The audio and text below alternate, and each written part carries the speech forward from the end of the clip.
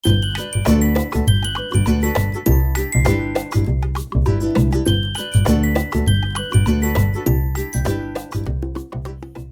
Friends, welcome to Aishwarya 143 YouTube channel. நீங்கள் பார்த்துட்ருக்கிறது மத்தி மீன் குழம்பு தான் நம்ம இன்றைக்கி செய்ய போகிறோம். அதுக்கு தேவையானது வெங்காயம், சின்ன வெங்காயம், பெரிய வெங்காயம், தக்காளி, பூண்டு, புளி கரைச்சி வச்சுருக்கேன். வாங்க வீடியோக்குள்ளே போகலாம்.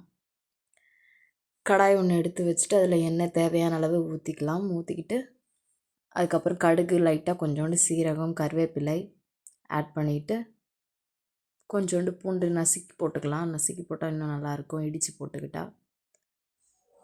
அது எல்லாத்தையும் லைட்டாக வதக்கிட்டு அதுக்கப்புறம் சின்ன வெங்காயம் போட்டிங்கன்னா மீன் குழம்பு இன்னும் டேஸ்ட்டாக இருக்கும். அதனால தான் சின்ன வெங்காயம் போடுறது. சின்ன வெங்காயம் போட்டு வதக்கி விட்டுட்டு அதுக்கப்புறம் பெரிய வெங்காயம் போடலாம். நான் கொஞ்சமாக ஒரு கைப்பிடி அளவுக்கு சின்ன வெங்காயமும் 2 பெரிய வெங்காயமும் மீடியமான 2 வெங்காயம் பெரிய வெங்காயம் மாதிரி போட்டிருக்கேன். அது போட்டு நல்லா வதக்கி விட்டுக்கலாம். நல்லா வதங்கினதுக்கப்புறம் லைட்டாக ப்ரௌனிஷாக இந்த எண்ணெயே கண்ணாடி பதத்தில் தெரியும். அப்படி இருக்கும்போது நல்லா வதக்கி விட்டுட்டு நான் தக்காளியை அரைச்சி ஊற்றிருக்கேன். நீங்கள் அப்படியே போட்டாலும் ஓகே தான், அரைச்சி ஊற்றினாலும் நல்லா தான் இருக்கும். நான் 2 பெரிய தக்காளி எடுத்திருக்கேன். 2 பெரிய தக்காளி அரைச்சி எடுத்து ஊற்றிக்கிட்டேன்.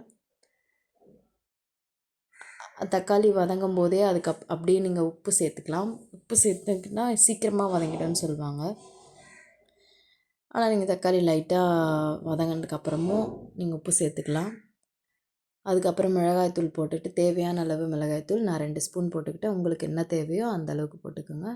அதுக்கப்புறம் புளி தண்ணி கரைச்சி வச்சுருந்த புளி தண்ணியை ஊற்றிக்கிட்டு அதுலேயே ஊற்றிட்டோன்னா இன்னும் நல்லாயிருக்கும். அதுக்கப்புறம் தேவையான அளவு தண்ணி, குழம்பு எவ்வளோ தேவையோ அதுக்கேற்ற மாதிரி தேவையான அளவு தண்ணி ஊற்றிக்கிட்டு அதுக்கப்புறம் குழம்பு கொதி வர வரையும் மூடி போட்டுட்டு கொஞ்சம் லைட்டாக ஹை ஃப்ளேமில் வச்சு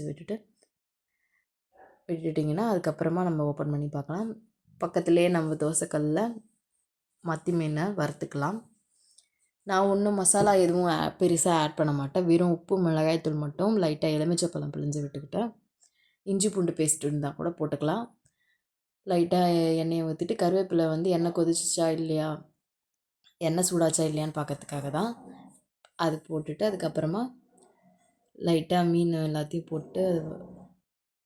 போட்டுட்டோன்னா அது மீன் பொரிஞ்சிட்ருக்கோம். அதுக்குள்ளே நம்ம குழம்பு ரெடி ஆகிடுச்சா, குழம்பு அதுக்குள்ளே ரெடியாக இருந்திருக்காது. கொதிக்குதான்னு பார்த்துட்டு அதுக்கப்புறம் திரும்பவும் நம்ம மூடி போட்டுக்கலாம்.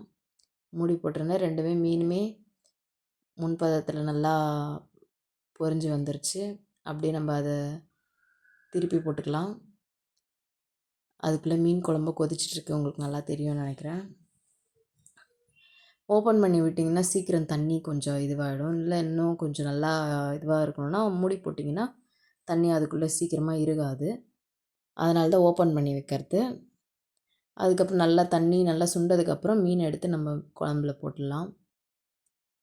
நான் வெறும் 6 மீன் தான் போட்டேன். குழம்புல போடுற மீன் அவ்வளோவா யாரும் சாப்பிட மாட்டாங்க. அதனால் வெறும் 6 மீன் தான் போட்டிருந்தேன். அதுவே அந்த குழம்புக்கு போதுமானது தான். அதுக்கப்புறம் மூடிட்டு சிம்மில் வச்சு கொஞ்சம் நேரம் கழித்து நம்ம எடுத்து பார்த்தோன்னா எண்ணெய் பிரிஞ்சு வந்திருக்கும். எண்ணெய் பிரிஞ்சு வந்தோடனே குழம்பு ரெடி ஆகிடுச்சு. இந்த மாதிரி பிரிஞ்சு வந்திருந்தால் தான் குழம்பு ரெடி ஆகிடுச்சு ஓரளவுக்கு. நீங்கள் ரொம்ப வைக்கணும்னு அவசியமே இல்லை. மீன் குழம்பு லாஸ்ட்டில் கொஞ்சம் நேரம் போட்டு மீனை போட்டவுடனே ஒரு 5 மினிட்ஸ் கூட இல்லை, கொஞ்சம் நேரம் சிம்மில் வச்சுட்டு ஆஃப் பண்ணிட்டிங்கன்னா அதுவே வெந்துடும். அவ்வளோதான். தேங்க்யூ.